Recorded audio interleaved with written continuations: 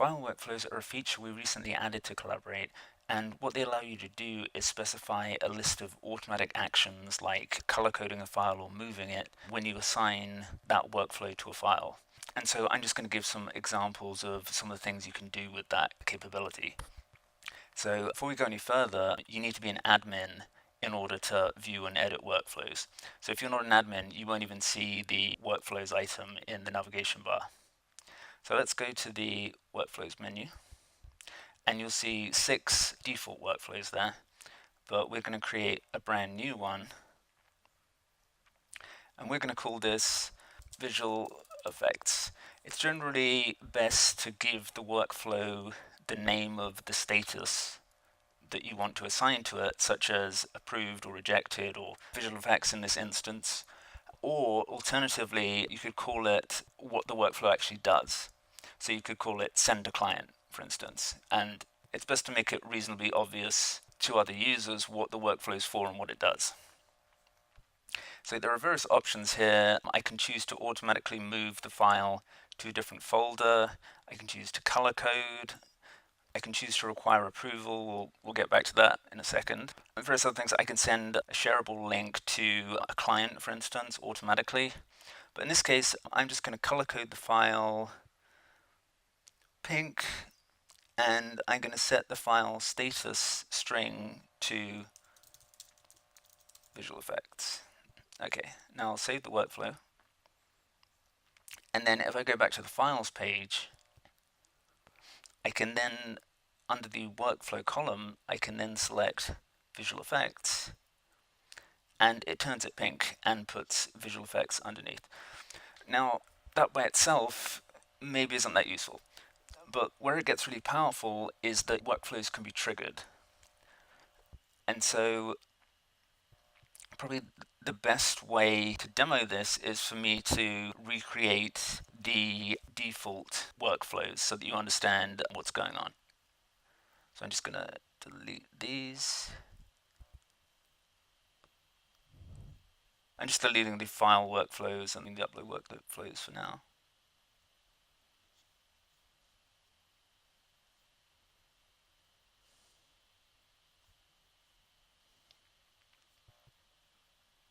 And we're going to create an approval workflow here, which will allow other people on the team to approve or reject the file. First of all, I'm going to go back to the files page because I want my approvals to be in a special folder called approvals.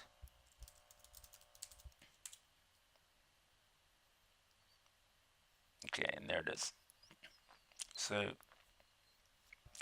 I'm going to create the destination statuses of approved and rejected first before I create the needs approval workflow, and you'll see why in a minute. Okay, so I'm going to call this approved, and I'm going to say when a file is approved, I want it to move to the approvals folder. And then I want to color code it green, and then I want to set the file status to approved, and I save the workflow. And now I'm going to do the rejected workflow. What happens when someone rejects the file? I'm going to call this rejected. I'm not going to move the file anywhere, but I'm going to color code it, and then I'm going to set the file status to rejected. Okay, so I have approved and rejected workflows, so I'm just going to show you what these do. If I reject it first, okay, it color codes it red and it puts rejected underneath, and then if I approve it, it color codes it green, puts approved underneath, but the reason the folder icon appears underneath is to tell you that it's actually moved it elsewhere. So if we refresh the page, you see the file's no longer there, and now it's in the approvals folder. So I'm just going to remove the workflow completely, just to put everything back, and then I'm going to move this back to files. Okay.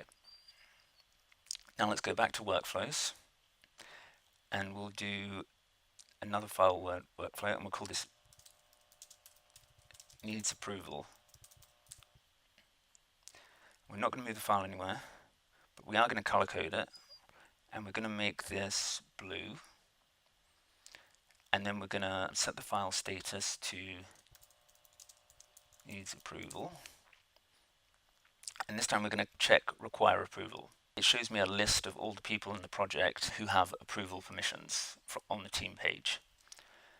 And so if someone doesn't appear in this list, that means they don't have permission to approve files. In order for someone to approve a file, three things need to be true. Firstly, they need to have approval permissions on the team page.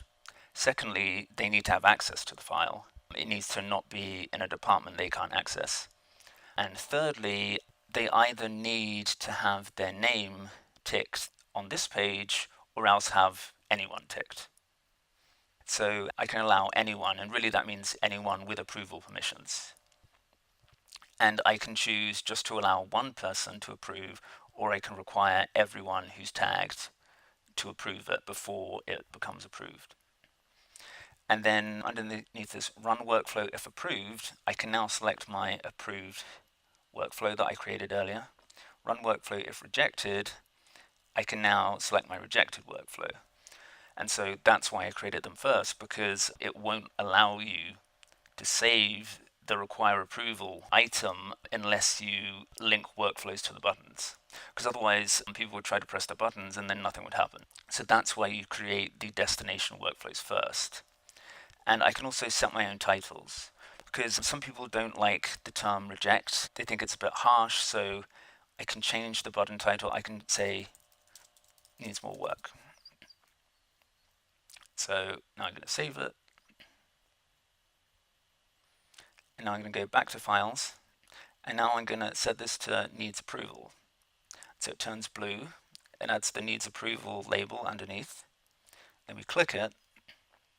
And as you can see, there's now a bit that's appeared above the comment box that adds the buttons with the titles that I specified in the workflow. And it shows you who needs to review. And so I can say, looks great, approve, and so I've just approved it. So now I go back and it's in the approvals folder and it's been assigned the approvals workflow and it's now green and it's got approved underneath. One thing you can do that's particularly powerful is you can link multiple needs approval workflows together.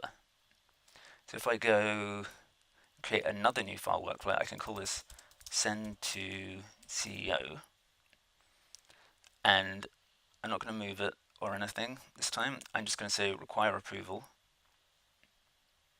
just from Johnny Appleseed, and I set it to approved, run workflow if rejected, needs approval. Okay.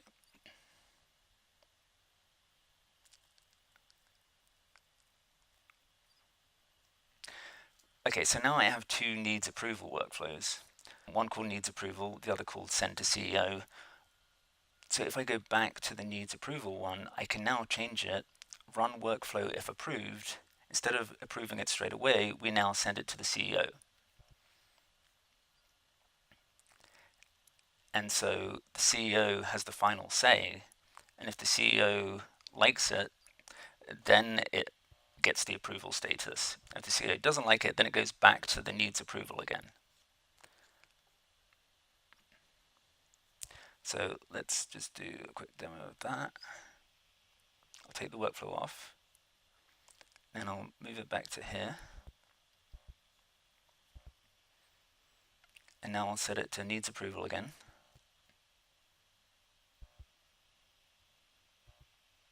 The buttons are appeared, so I'm going to approve it. And then reload the page.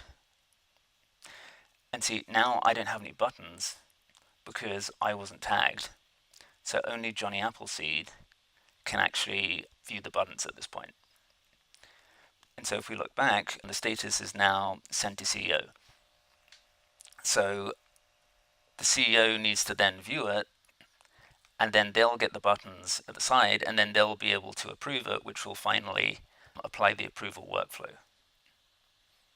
So one final thing I want to show is I'll create a new one and I'll call this send to client. So you can set up a whole approval chain within your team of it going from department to department. So each department signs off on the file, and then you can have a final workflow called send to client that shares out a link to the client. So I'll just add an email address. And you can choose whether or not to require a password, whether the client is allowed to comment or view comments, and whether the download button will appear. Now, I don't want the client to be able to download it, so I'll tick that. And then I'll say I want the link to expire after a week. So I'll do that. And then I'll change the needs approval workflow. So I'll go run workflow if approved, send to client. And then I'm going to call this send to client.